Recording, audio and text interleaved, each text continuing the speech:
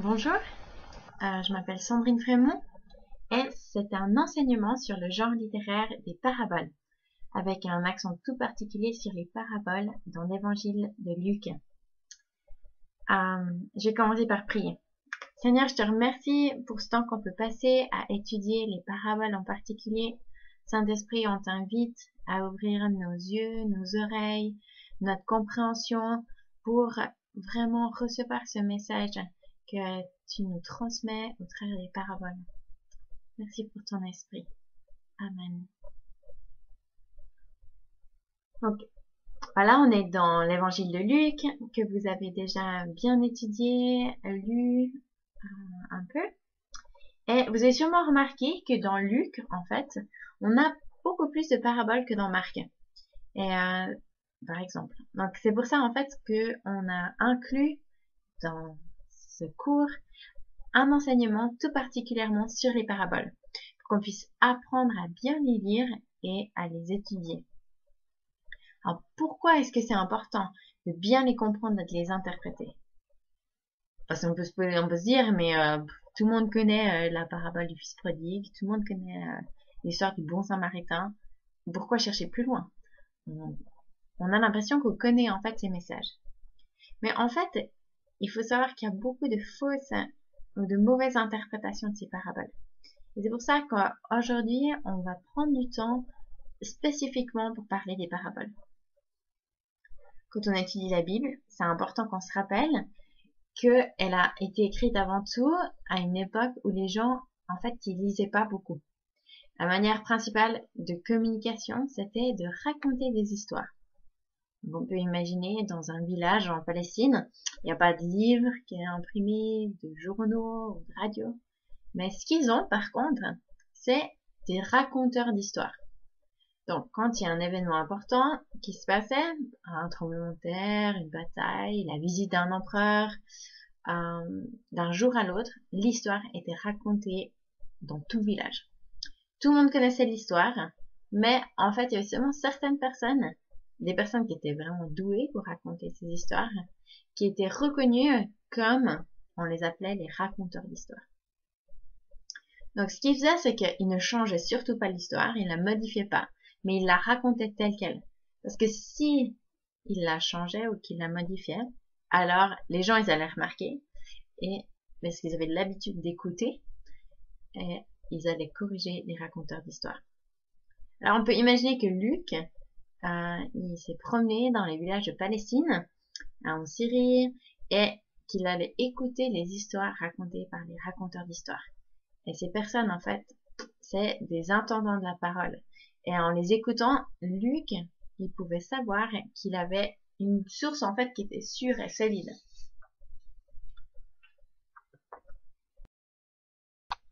En fait, 500 ans plus tôt, donc 500 avant Jésus-Christ, Platon avait dit qu'il y avait un danger quand on met les choses par écrit. Parce qu'il pensait que la mémoire humaine, c'était le meilleur moyen d'avoir des informations correctes.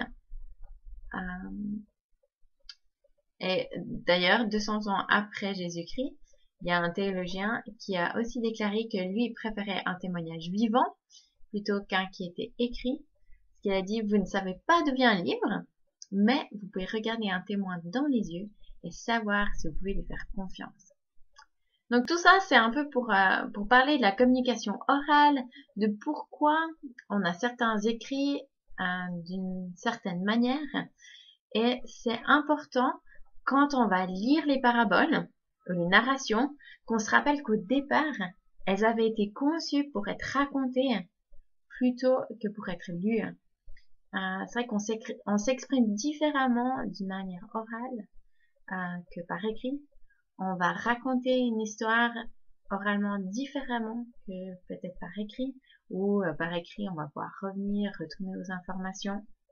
Quand on raconte quelque chose, en général, on va pas mettre trop de détails, ou bien on va vraiment mettre l'accent sur certaines choses qu'on veut mettre en évidence. Donc, l'importance de la communication orale, de comprendre que c'est une culture orale. Une des raisons pour laquelle souvent on dit que les paraboles sont difficiles à comprendre, c'est à cause de ce verset dans Luc 8, versets 9 à 10, je vais juste les lire. Donc ses disciples lui demandèrent ce que signifiait cette parabole.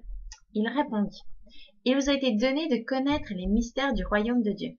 Mais pour les autres, cela leur est dit en parabole, afin qu'en voyant, ils ne voient point, et qu'en entendant, ils ne comprennent pas. » Donc, certes, à cause de ce verset, il y en a qui ont insinué que Jésus, quand il raconte les paraboles, en fait, elles sont remplies de mystères. Et que c'est des mystères que seulement les disciples peuvent comprendre, mais que les personnes extérieures, elles ne peuvent pas comprendre. Et du coup, l'Église a interprété ce verset en disant que les paraboles, en fait, c'était pour la plupart des gens juste des histoires, mais pour les élus, pour ceux qui sont à l'intérieur de l'Église, ça a un sens beaucoup plus profond et mystérieux, un peu mystique même, qui est révélé seulement à l'Église. Avec ça, il y a eu un peu un abus dans l'interprétation où justement, c'est seulement certaines personnes dans l'Église qui peuvent comprendre ce que signifient les paraboles. Alors qu'en fait, le mot parabole dans ce texte, en araméen, c'est le mot métal, qui signifie, qui a été traduit en français parabole, mais ça pourrait aussi vouloir dire jeu de mots ou énigme ou intrigue. C'est pas juste une histoire comme on pense quand on pense à une parabole, quand on parle de parabole. Donc en fait, ce que Jésus il est en train de dire, c'est que les paraboles, enfin, c'est que le royaume de Dieu, c'est comme une énigme que si elle n'est pas comprise, eh ben, il y aura pas d'action en fait. Donc, un exemple d'abus dans l'interprétation des paraboles, on a Augustin qui est un théologien, un père de l'Église qui vivait autour de 350 avant Jésus-Christ. Alors lui, il va nous donner l'interprétation suivante du bon samaritain. Donc, je vous invite à ouvrir vos Bibles à Luc 10, les versets 30 à 37. Donc, on va lire cette parabole. Jésus reprit la parole et dit, « Un homme descendait de Jérusalem à Jéricho. Il tomba au milieu des brigands qui le dépouillèrent, le rouèrent de coups et s'en allèrent en le laissant à demi-mort. Par hasard, un sacrificateur descendait par le même chemin. Il vit cet homme et passa outre. Un lévite arriva de même à cet endroit. Il vit et passa outre. Mais un samaritain qui voyageait arriva près de lui, le vit et l'en eut compassion. Il s'approcha et banda ses plaies en y versant de l'huile et du vin. Puis il le plaça sur sa propre monture, le conduisit à une hôtellerie et prit soin de lui. Le lendemain, il sortit 2 deniers, les donna à l'hôtelier et dit, « Prends soin de lui, et ce que tu dépenseras en plus, je te le payerai moi-même à mon retour. » Voilà la parabole. Alors, Augustin, l'interprétation qu'il va donner est la suivante. Donc, l'homme qui descendait de Jérusalem à Jéricho, en fait, ça représente Adam. Jérusalem est donc la ville sainte dans laquelle Adam vient. Jéricho, ça signifie la lune, en fait. Et donc, ça représente la mortalité d'Adam. Donc, Adam va de Jérusalem à Jéricho, donc de la ville sainte à la mortalité. Les brigands représenteraient Satan et ses anges. Le fait qu'il le dépouille, en fait, il dépouille Adam de son immortalité. Il le rouèrent de coups, c'est-à-dire en le persuadant de pécher. Satan persuade Adam de pécher. Ensuite, dans la parabole, on a le laissant à demi-mort. Donc, c'est-à-dire, ça signifierait que ça symbolise le fait que l'homme vit physiquement, mais qu'il meurt spirituellement. Ensuite, on a le sacrificateur et les lévites. Donc, les sacrificateurs, donc c'est le système du prêtre, la prêtrise, le ministère de l'Ancien Testament, ça qui représente. Le Samaritain, qui est celui qui va prendre soin, alors lui, ce serait le Messie lui-même. En fait, Samaritain, ça signifie le garde. On voit que le Samaritain, il bande ses plaies, donc ça représente le fait que le Messie a bandé ses restrictions à pécher. On a l'huile qui représente le réconfort d'un bon espoir. On a le vin qui est une exhortation à travailler avec zèle, un esprit fervent. Il le met sur sa propre monture qui représente la chair de Christ, son incarnation. Et il l'amène à l'autellerie qui représente l'église. Ensuite, on a le lendemain. Et donc, le lendemain, c'est donc après la résurrection. Il va payer 2 deniers qui représentent une promesse de cette vie et la vie qui vient. Et l'hôtelier serait Paul. Alors voilà donc une interprétation intéressante, certes, du bon Samaritain, mais difficile à croire que c'est ce que Jésus, en fait, il voulait dire. Quand on voit le contexte, on voit que Jésus, il répond à la question qui est « Qui est mon voisin ?» Il n'est pas en train de parler du fait de passer de la mort à la vie. Il n'y a pas de raison que Jésus, il prédise la venue de l'Église et de Paul de cette manière-là. Ce serait un peu bizarre. En fait, il y a peu de raisons que les paraboles elles soient voulues seulement pour un cercle restreint de personnes, justement les élus, les sélectionnés. Et d'ailleurs, dans Luc, à 3 occasions, en tout cas, on voit que Jésus il s'adresse à la foule quand il parle des paraboles. On a dans Luc 15, verset 3, on peut voir déjà verset 1 et 3. Tous les péagers et les pêcheurs s'approchaient de Jésus pour l'entendre. Les pharisiens et les scribes murmuraient et disaient « Celui-ci accueille des pêcheurs et mange avec eux. » Mais il leur dit cette parabole. Donc on voit que les paraboles qui viennent après, elles sont adressées à des péagers, des pêcheurs, des pharisiens et des scribes. Donc, toute une foule.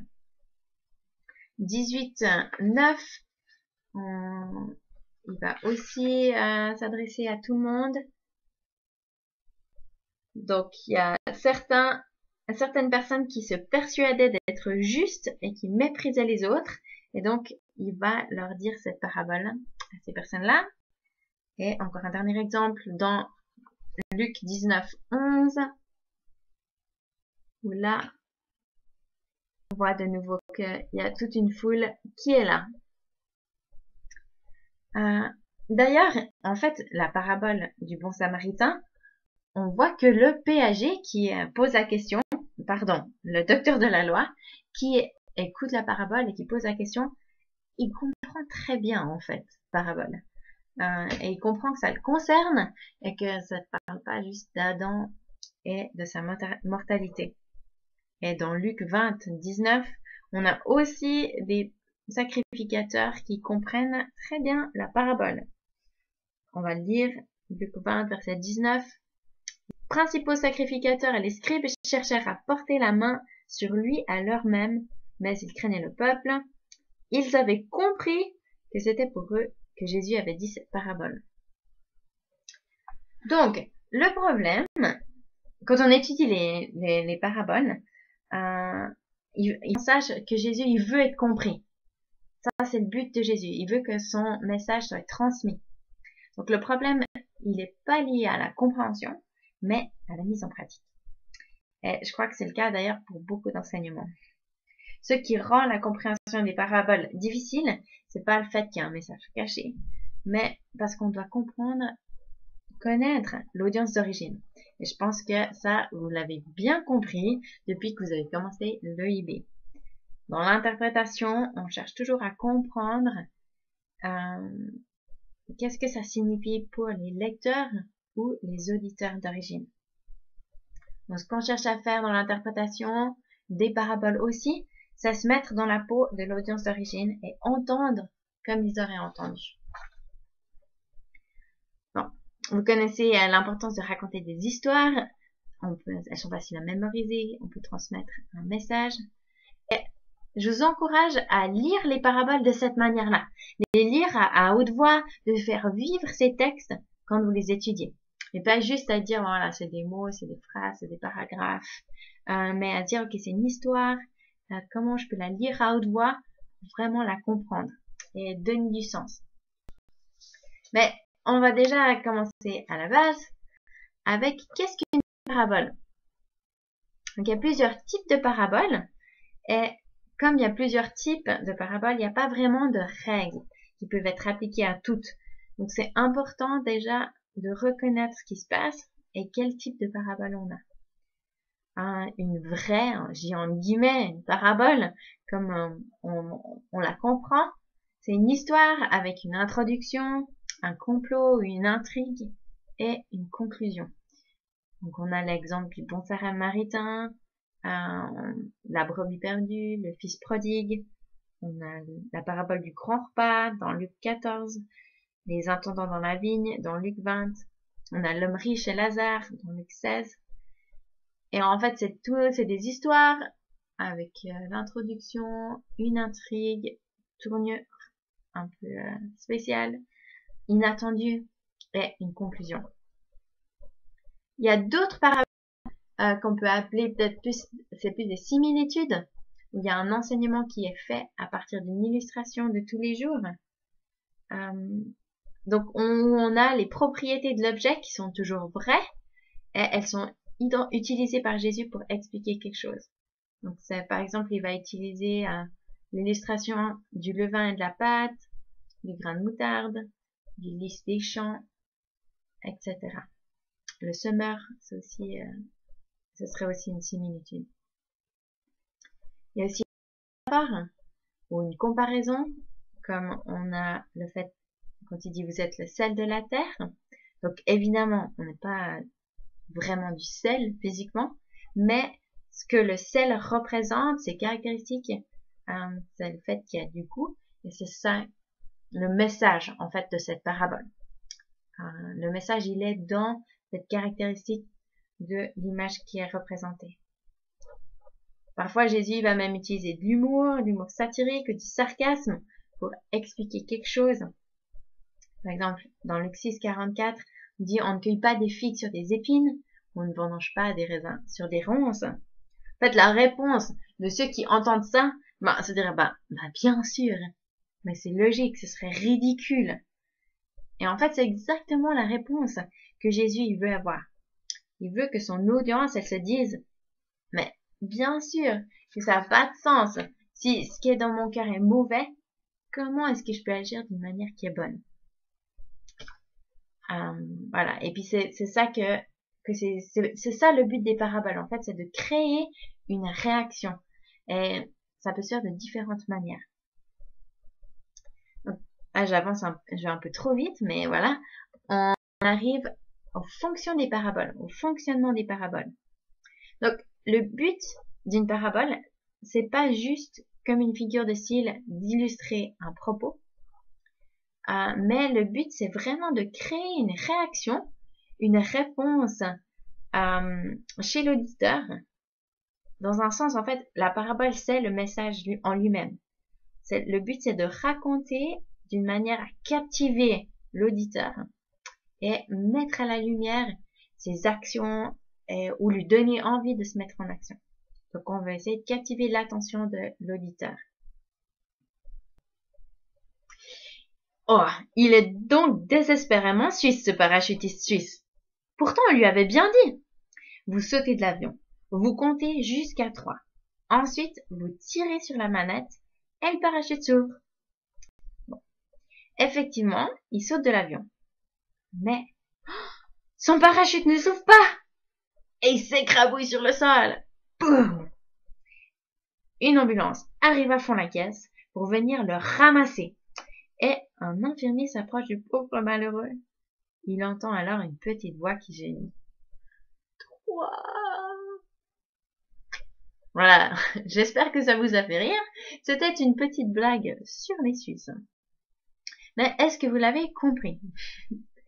En fait, les Français, ou d'autres nationalités peut-être, disent que les Suisses sont très lents.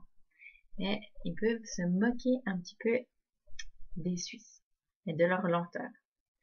Donc, interpréter les paraboles, C'est un peu comme expliquer une blague. Le but de raconter une blague, c'est d'avoir une réaction directe. Peut-être si vous savez que les Suisses sont lents, vous avez pu rigoler tout de suite. Mais si vous le savez pas, peut-être vous dites que c'était juste une histoire un peu bizarre, un peu lugubre, peut-être même. Donc, vous avez sûrement compris une fois que j'ai expliqué, mais c'est pas le but d'une blague de l'expliquer. C'est pas vraiment drôle. Si on doit l'expliquer, le but, c'est que la personne, elle soit prise dans la blague, et puis c'est ça qui va la faire rire. Mais pour ça, il faut comprendre le point de référence dans la blague. Une fois qu'elle est expliquée, eh ben, ça peut quand même faire rire, mais l'impact est pas le même. Donc le point de référence dans cette blague que j'ai racontée, c'est le fait que les Suisses sont lents. Donc si on connaît la culture suisse, si on connaît plutôt les clichés sur les Suisses, alors on va pouvoir comprendre cette blague. Donc notre but en tant qu'interpréteur, c'est de recapturer le punch des paraboles dans notre époque et contexte. Donc pour ça, la première chose qu'il faut qu'on fasse, c'est qu'on trouve les points de référence. Les points de référence, c'est donc les points qui vont attirer l'auditeur, qui lui permettent de s'identifier avec l'histoire pour créer une réaction. C'est-à-dire, c'est les points dans l'histoire qui sont normaux et que le personnage, l'auditeur va pouvoir s'identifier. Sans reconnaître ce qu'il y a de normal dans l'histoire, on va pas savoir quelle est la tournure inattendue. On va pas pouvoir comprendre le tournant qui va se faire dans l'histoire, dans la parabole. On va prendre un exemple. Dans Luc 7, 40 à 42, on a Jésus qui est invité chez un pharisien. Et ce pharisien, en fait, il ne le respecte pas vraiment. Il lui offre même pas l'hospitalité de base. Donc Jésus, il va lui raconter alors cette histoire d'un créancier et de deux débiteurs. Donc l'un des créanciers lui doit 500 deniers et l'autre 50. Un denier, ça correspond environ à une journée de salaire. Donc le créancier va libérer les deux débiteurs et ensuite Jésus pose la question, lequel des deux débiteurs aime le plus le créancier? Donc c'est pas une allégorie, mais une parabole. Dans une allégorie, chaque élément représente quelque chose. Donc si c'était une allégorie, on essayerait de chercher à donner un sens aux 500 deniers et aux 50 deniers et à tous les petits détails de cette histoire. Mais donc, dans notre parabole, on va chercher les points de référence. Le point de référence, c'est le créancier, qui représente Dieu, et les deux débiteurs, qui sont la prostituée et Simon le pharisien. Donc ça, c'est les personnages, les points dans l'histoire à qui les auditeurs vont pouvoir s'identifier. Et en fait, c'est important de savoir qu'ils vont s'identifier à l'un ou à l'autre, parce que le message, le résultat, il sera différent selon l'audience. Donc, dans cette histoire, la parole, c'est une parole de jugement pour Simon et ses amis. Donc, c'est un appel à la repentance. C'est ça ça doit le faire réagir et dire, mais waouh, en fait, il faut que je change, que j'apprenne à aimer Dieu. Et pour la femme, ce sera une parole de pardon, un appel à une intimité avec Dieu. C'est ça que ça va la faire réagir, de se dire waouh, c'est vrai que j'ai été pardonnée tellement, waouh mon Dieu. Donc vous voyez comme c'est important de connaître l'audience, parce que les différentes personnes de l'audience vont entendre quelque chose de différent. Et ça m'amène au point suivant, où quand on veut interpréter, c'est important qu'on identifie notre audience. C'est-à-dire les personnes à qui la parabole est adressée. Parce que le sens de la parabole, il est lié à la personne à qui elle est adressée. Ça, souvent, on a de la peine aussi parce qu'on a tout de suite envie de se dire, la parabole, elle est pour moi. Mais vous avez compris, depuis, avec l'approche inductive, on essaie d'abord de réfléchir à qu'est-ce que ça voulait dire pour l'audience d'origine. Donc, dans notre interprétation, on va faire 3 choses. D'abord, on va lire la parabole plusieurs fois. On va trouver les points de référence qui vont créer cette réaction chez les auditeurs. Ensuite, on va déterminer comment les auditeurs ils peuvent s'identifier avec l'histoire et voir donc ce qu'ils ont entendu. Donc, par exemple, l'histoire du bon samaritain, la parabole du bon samaritain. Il leur raconte à un docteur de la loi qui est en train de se justifier. En fait, en racontant la parabole, Jésus, il va pas directement répondre à sa question. Mais ce qu'il va faire, c'est qu'il va mettre à la lumière l'arrogance de cet homme qui pose la question. Parce qu'en fait, ce qu'il est en train de faire, c'est qu'il veut que Jésus définisse qui est mon voisin pour qu'il puisse montrer à quel point il suit bien la voie. En fait, il y a deux points de référence dans cette histoire. On a l'homme qui est battu, qui est laissé au bord de la route, et le samaritain. Les deux choses à remarquer dans cette histoire, le fait que les deux hommes qui passent vers l'homme qui a été battu sans l'aider, ces deux hommes qui représentent les sacrificateurs et les hommes religieux. Deuxièmement, le fait que aider les pauvres et donner l'aumône aux pauvres, c'est une chose qui est très importante pour les pharisiens. En fait, c'est comme ça qu'ils montrent qu'ils aiment leur prochain comme eux-mêmes. C'est comme ça, d'ailleurs, que le docteur de la loi va être pris ou surpris dans l'histoire. Donc, Jésus il va raconter l'histoire. Et dans l'histoire, on a le sacrificateur et le lévite qui passent devant l'homme et qui ne font rien. Notre auditeur, le docteur de la loi, doit sûrement être en train de se dire, mais bien sûr, qu'est-ce que vous attendez d'autre d'un prêtre? De toute façon, c'est vu, la prochaine personne qui passera, ce sera un pharisien. Et lui, il prendra soin de cet homme. Mais non. Et c'est là qu'on a la tournure inhabituelle, inattendue. C'est que c'est un samaritain qui passe. Et en fait, les samaritains, c'est vraiment les ennemis des pharisiens. Et on peut voir à quel point le pharisien n'aime pas les samaritains, vu qu'à la fin, il va même pas mentionner le nom samaritain. Il va juste dire celui qui fait miséricorde. Vous avez vu ce que Jésus l'a fait? Le docteur de la loi, en fait, il avait mis des limites à ce que ça voulait dire aimer son prochain comme soi-même. Et Jésus, il va mettre ça à la lumière. Il va mettre à la lumière son manque d'obéissance. Que lui, il a voulu limiter qui était son voisin. Son manque d'amour, c'était pas qu'il n'aurait pas aidé cet homme. Mais c'est le fait qu'il n'aime pas les samaritains. Et qu'il méprise les sacrificateurs. En fait, la parabole, elle va juste, en fait, annuler, détruire la question au lieu d'y répondre.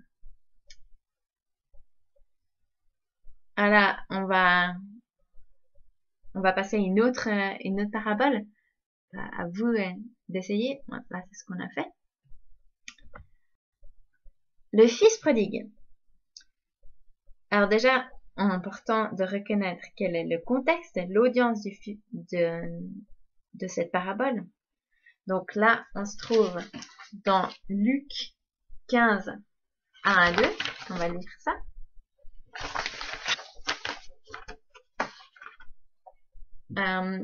C'est un verset que j'avais déjà lu auparavant. Tous les péagers et les pêcheurs s'approchaient de Jésus pour l'entendre. Les pharisiens et les scribes murmuraient et disaient, « Celui-ci accueille des pêcheurs et mange avec eux. » Mais il leur dit cette parabole. Donc, notre audience, c'est des pharisiens qui méprisent Jésus pour manger avec les pêcheurs et les personnes de mauvaise vie. Et on a aussi les péagers et les pêcheurs. Et les trois paraboles qui suivent, en fait, elles vont justifier les actions de Jésus. Donc, la parabole du fils prodigue, on va la lire.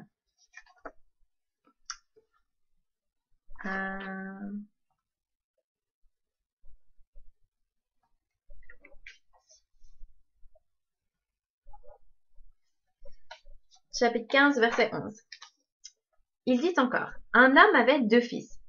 Le plus jeune dit à son père, « Mon père, donne-moi la part de ma fortune qui doit me revenir. » Et leur père leur partagea son bien. Peu de jours après, le plus jeune fils rassembla tout ce qu'il avait et partit pour un pays lointain, où il dissipa sa fortune en vivant dans la débauche. Lorsqu'il eut tout dépensé, une grande famine survint dans ce pays, et il commença à manquer de tout. Il se lia aux habitants du pays, qui l'envoya dans ses champs faire paître les pourceaux. Il aurait bien désiré se rassasier des caroubes que mangeaient les pourceaux, mais personne ne lui en donnait. Rentré en lui-même, il se dit: combien d'employés chez mon père ont du pain en abondance, et moi, ici, je péris à cause de la famine. Je me lèverai, j'irai vers mon père et lui dirai: Père, j'ai péché contre le ciel et envers toi. Je ne suis plus digne d'être appelé ton fils.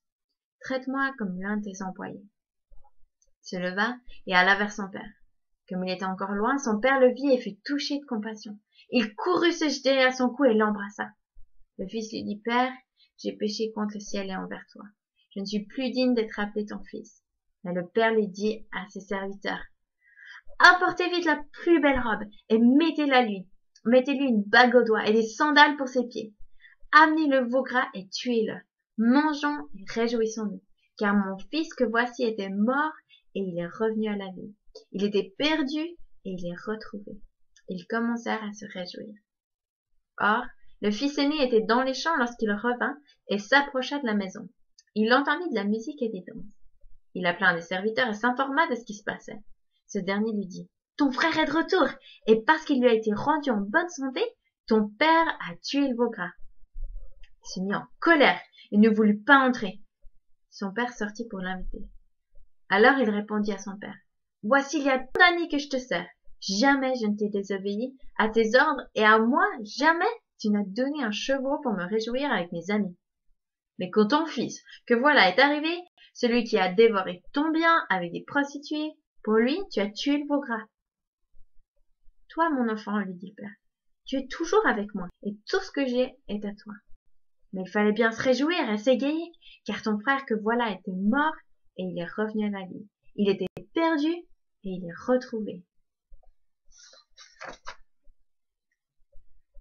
Donc, dans cette parabole, on a 3 points de référence et les 2 fils. Une fois de plus, on voit que Dieu, il accueille avec joie les perdus et qu'il leur pardonne. Et ceux qui sont présents, ceux qui pensent qu'ils sont justifiés, en fait, c'est ceux qui sont dans le tort, alors qu'ils ne partagent pas la joie du Père. Donc, tout ça, avec Jésus, les pécheurs, les personnes de mauvaise vie, elles vont pouvoir s'identifier avec le fils prodigue. Mais c'est pas la seule force de cette histoire. La vraie force, en fait, elle se trouve dans l'attitude du fils aîné. Lui, il était toujours avec le Père, et pourtant, il s'est mis à l'écart. Il a manqué de partager le cœur du Père pour les perdus. Donc les pharisiens qui méprisent Jésus pour manger avec les pécheurs, ils passent à côté du cœur de Dieu pour les perdus.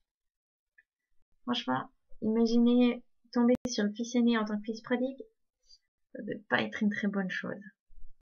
Voilà, on va regarder un autre exemple. Matthieu 21, 1 à 16, avec les intendants de la vigne. Donc, je vais pas lire la parabole, mais je vous laisserai la lire plus tard si vous le désirez. Donc, dans cette parabole, on a de nouveau 3 points de référence.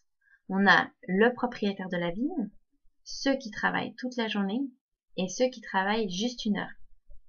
Donc, dans les auditeurs, ceux qui seront pris par l'histoire, c'est ceux qui s'identifient en fait avec les travailleurs qui ont travaillé toute la journée. En fait, le message de cette parabole, il est très similaire à celle du fils prodigue, où ça nous montre un Dieu qui est un Dieu de miséricorde et un Dieu qui est généreux dans sa miséricorde, qu'on n'aurait pas l'empêcher d'être généreux. Donc, ça montre la générosité de Dieu malgré la condamnation et la haine que d'autres pourraient avoir. Mais on a d'autres types de paraboles ou d'autres catégories qu'on va regarder. On a la parabole du semeur, les paraboles du royaume. Donc, c'est toutes ces paraboles qui commencent par le royaume de Dieu est comme, etc. Donc, on a la parabole du semeur, où son message, c'est vraiment l'urgence de répondre à sa parole. Souvent, ces paraboles, elles expliquent l'aspect du royaume qui est déjà là, pas encore complètement là, et l'accent il est mis surtout sur le déjà là, avec un appel à réagir maintenant, tout de suite. Donc, dans ces paraboles-là du royaume, on a deux aspects au message. On a le premier aspect qui est de se repentir, parce que le royaume est proche. Et puis, l'aspect aussi de la bonne nouvelle. L'aspect que le salut, il est là, il est gratuit pour tous. Donc, dans la parabole de l'homme riche, qu'on peut lire dans Luc 12, versets 16 à 20,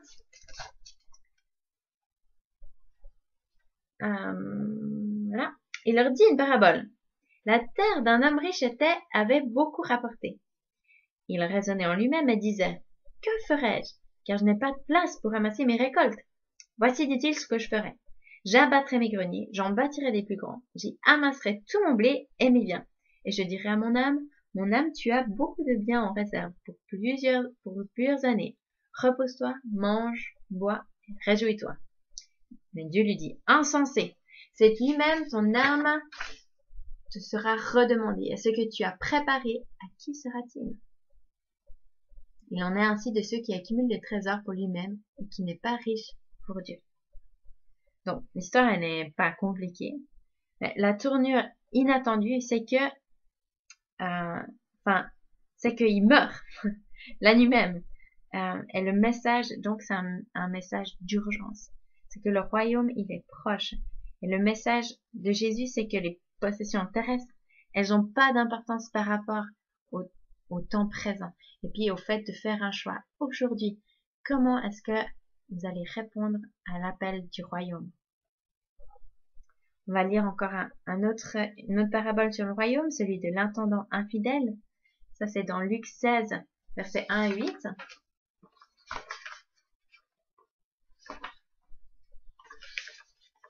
Juste que je retrouve ce passage.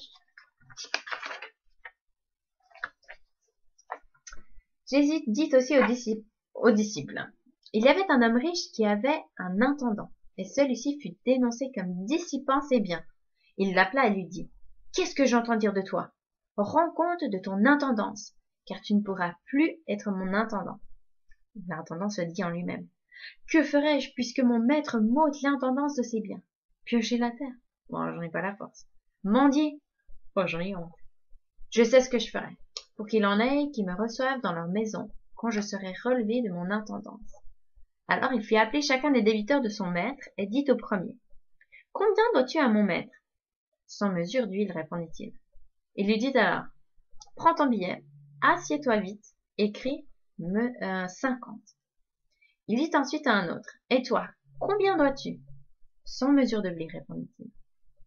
Il lui dit, prends ton billet et écris 80. Le maître loua l'intendant infidèle de ce qu'il avait agi en homme prudent.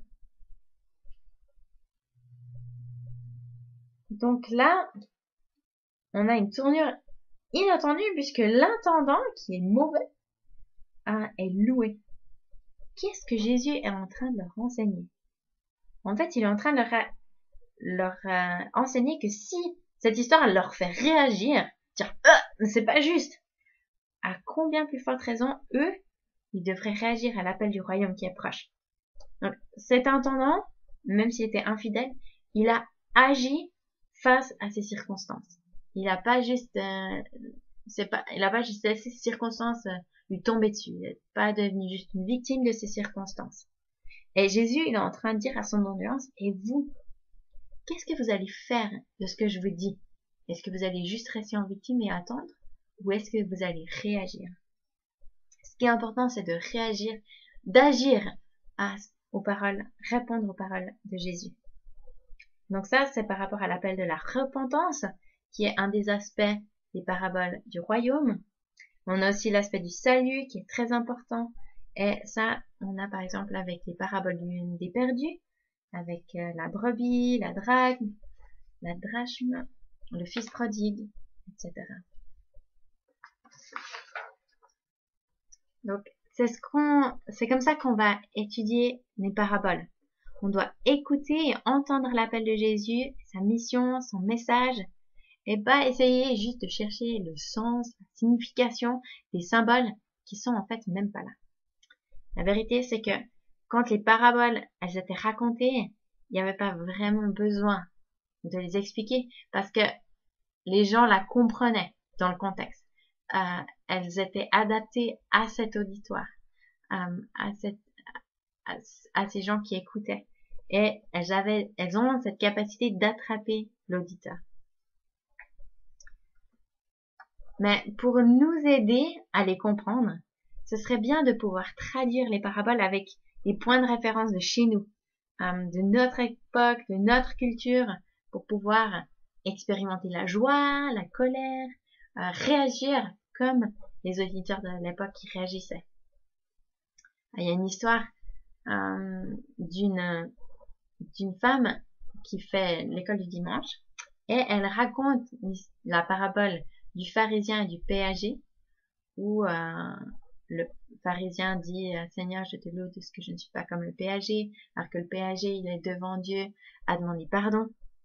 Et donc, cette femme qui s'occupe de l'école du dimanche, elle finit en priant finit sa leçon en priant, en disant, mais Seigneur, merci de ce qu'on n'est pas comme le pharisien.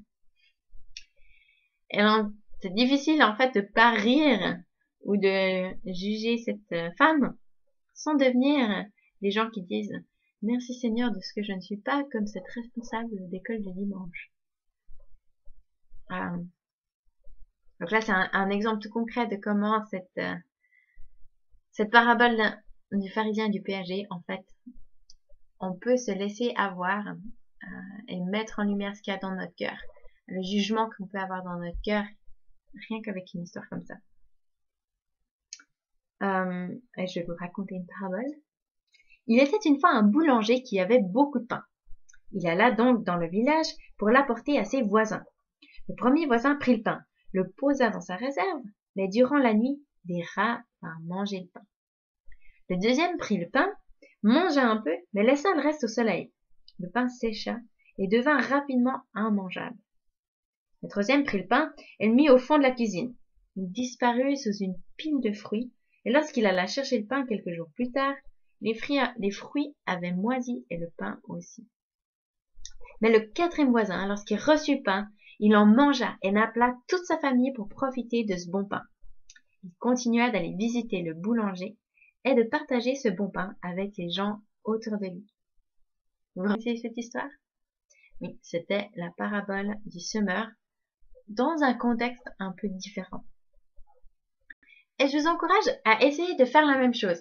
Vous prenez une parabole, vous la lisez plusieurs fois même, vous identifiez l'audience, vous essayez de trouver les points de référence et la tournure inattendue, et ensuite vous essayez de créer une parabole avec le même message, mais avec des points de référence pour une audience aujourd'hui. Vous pouvez choisir votre audience et puis faire même un sketch, et pourquoi pas l'envoyer à votre mentor. Le but, c'est de créer une réaction dans votre audience, un appel à la repentance ou un message d'espoir. Voilà, on arrive au terme de cet enseignement. On a vu que les paraboles, c'est un outil que Jésus il utilise pour communiquer son message. C'est une histoire qui est adressée à une audience spécifique, avec des points de référence avec laquelle l'audience elle va pouvoir s'identifier, va pouvoir imaginer la suite. Il y a souvent une tournure inhabituelle, et à cause des points de référence, des choses qui sont normales pour l'auditeur, il va être pris, il va être coincé, et le but des paraboles, c'est alors de créer une réaction chez l'auditeur qui va le pousser à l'action. Mais vu que notre culture elle est différente de celle de la Bible, on doit prendre un peu plus de temps pour reconnaître les points de référence et entendre comme eux ils auraient entendu à l'époque. Mais c'est important pour nous de pas juste devenir des experts de la loi, et on est tout content de pas être comme le pharisien ou le docteur de la loi. Je réalise, pour moi par exemple, c'est facile de m'identifier avec le bon samaritain par exemple, et de lire cette histoire et de me dire waouh, ouais, j'ai envie d'être quelqu'un qui aide les autres, qui sert, peu importe les différences. Mais en fait, la vraie question que je peux me poser, c'est est-ce que j'ai mis une limite dans les personnes que je considère comme mes voisins? Est-ce que je montre le même amour aux jeunes, aux vieux, aux chrétiens, aux musulmans? Ou est-ce qu'il y a certaines personnes que j'aime, que je méprise? Par rapport à l'histoire du fils prodigue, c'est facile de s'identifier au fils prodigue, de réaliser une fois de plus la grandeur, la profondeur de l'amour du Père pour les pécheurs, et c'est super, et c'est bien. Mais, la question que je peux me poser, c'est est-ce que moi je suis généreuse avec la grâce que Dieu m'a donnée? Est-ce que j'ai de la grâce pour les gens qui sont autour de moi? Est-ce que je leur donne une deuxième chance? Est-ce que je leur permets d'être libres comme moi je suis libre devant Dieu? Donc je vous encourage à laisser la parole vous transformer, à laisser l'esprit vous parler, vous convaincre, vous toucher. Et si vous reconnaissez que vous devez entrer en repentance et que c'est pas facile, je vous encourage à aller prier avec un ami, ou avec votre pasteur, ou avec votre mentor. Nous, on est aussi disponible pour ça. Si vous voulez prier, vous pouvez partager avec nous. Quand on a un choix difficile à faire, la repentance, c'est rarement facile. C'est important d'être soutenu dans le soutien des gens qui nous aiment et qui peuvent prier avec nous. Alors voilà, c'était l'enseignement sur les paraboles. Que Dieu vous bénisse et que le Saint-Esprit continue de vous aider à comprendre ces messages. Soyez bénis.